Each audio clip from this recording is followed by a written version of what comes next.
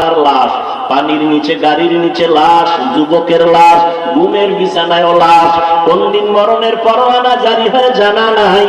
ও আল্লাহ, গুনাহ তো করেই ফেলেছি, তুমি নাকি গফফার, তুমি নাকি গফুর, তুমি নাকি রহমান।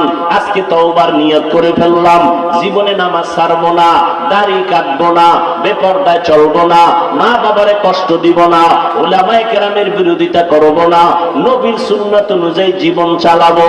সবার কপালে তওবা নসিব হবে না। আবু জাহাল নবীরে দেখলো, বয়ান শুনলো, কালেমা পড়ে নাই। আর ওমরের মতো বান্দা নবীর কল্লা কাটতে গিয়া কালেমা পড়ে ফেলেছে। এর নাম হেদায়াত। বয়ান শুনিয়ে কেউ মাঠের বাইরে গিয়া বিরোধিতা করবে না, ভাল লাগে না, নামাজ পড়ে ধর্ম। আর একদল গুনাহগার কান্না করে বলবে, জীবনে কম অন্যায় করি নাই, ফজর থেকে আর নামাজ ছাড়বো না, মসজিদে যাব, মা বাবার সাথে বহু বেয়াদবি করেছি না, আর জীবনে মা বাবারে কষ্ট দিব